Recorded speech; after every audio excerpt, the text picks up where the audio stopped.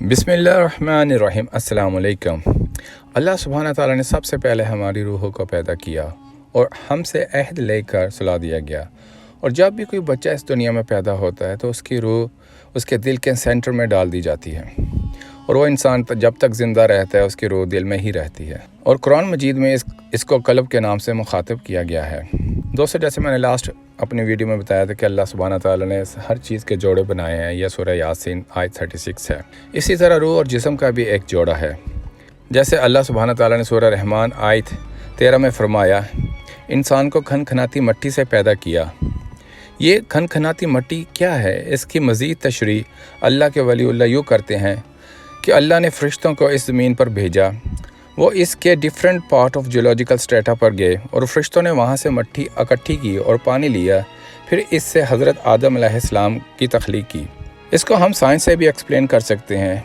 वो ये कि जब हम अपना ब्लड टेस्ट करवाने जाते हैं तो उसमें वो सब मिनरल एंड मेटल पाए जाते हैं जो हमारी ज़मीन में पाए जाते हैं। मिसाल के तौर पर जैसे कि मैग्नीशियम, सोडियम, पोटेशियम, आयरन। उसकी यही वजह है हमें इस ज़मीन से पैदा किया गया है और इसी में हमारी सारी सहूलियत की चीज़ें पैदा कर दी हैं जो हम अपने इस्तेमाल में लाते हैं। हम किसी और प्लेनेट पर ज़िंदा नहीं रह सकते क्योंकि उसकी फॉर्मेशन अल्लाह सुब्हानहू तआला ने टोटली डिफरेंट की है। उन प्लेनेट पर वो चीज़ें हमको मैसर ना होगी जो हमें अपनी ज़मीन मैसर है, जैसे कि हवा, पानी, सूरज की तपिश, बारिशें।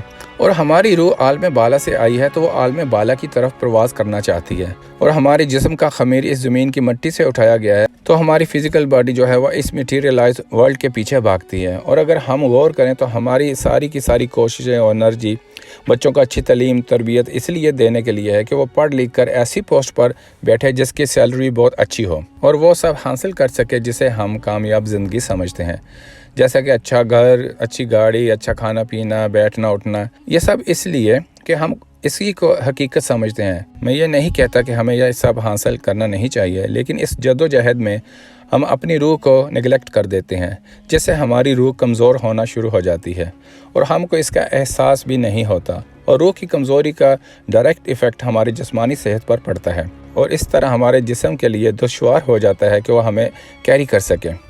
देखिए, अगर हमारा जिस्म बीमार है, मिसाल के तौर पर हमें बुखार है या और कोई बीमारी है, तो वो बीमारियां हमारी रूह पर असर अंदाज नहीं होती।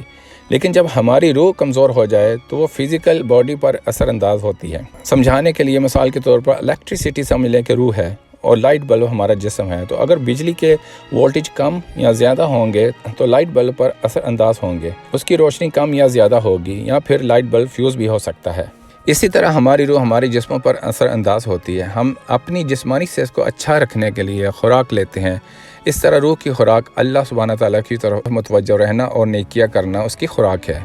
यहाँ पर मैं एक इम्पोर्टेंट बात आपको बताता चलूँ। अगर कोई शख्स ऐसी बीमारियों में मुब्तला है जो उसकी ज़िंदगी का हिस्सा बन चुकी है, मिसाल के तौर पर sugar, blood pressure, heart, kidney और दीगर बीमारियाँ, तो जो शख्स अल्लाह सुब्हानहू तआला की तरफ मुतवज्जो रहता है, नेक अमल करता है, तो वो चाहे बहुत सारी दवाइयाँ भी लेता हो तो बहुत अरसा लंबी ज़िंदगी गुजार जाता है। मैं जो ये अल्लाह सुब्हानहू तआला की तरफ मुतवज्जो होने का कह रहा हूँ, मेरी मुराद अल्लाह सुब्हानहू तआला के अहकामात पर अमल करना है और सुन्नत को इंसानी हद तक फॉलो करना। अब मैं रूह की बीमारियों की तरफ आता हूँ तो जो शख्स पूरी तरह इस दुनिया में खोया है और सिर्फ अपना सोचता है, उसके पास दौलत होते भी अपने करीबी रिश्तेदारों की मदद नहीं करता और दोस्त अहबाब में उसको यह मालूम है कि किसको क्या मुश्किल दरपेश है, लेकिन वो उसकी भी मदद नहीं करता, तो उस शख्स की रूह बीमार है।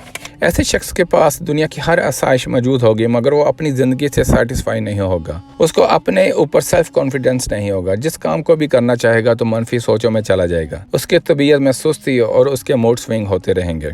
इसके बरक्स मैं आपको ये बताता चलूँ, जो शख्स ज़िंदगी को बैलेंस पर लेकर चलेगा, यानी दुनिया में रह कर दुनिया में न डूबेगा और अल्लाह सुब्हानहू तआला के अहकामात भी अहसन तरीके से निभाएगा, तो आप उस शख्स को हमेशा हशाश बशाश देखेंगे और वो बड़ी से बड़ी परेशानी पर भी अल्लाह का शुक्र अदा करेगा।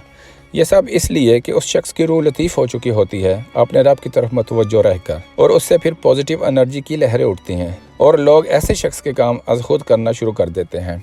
अल्लाह सुब्हानहू तआला मुझे भी इस पर अमल करने की तौफीक अता फरमाए, आमीन।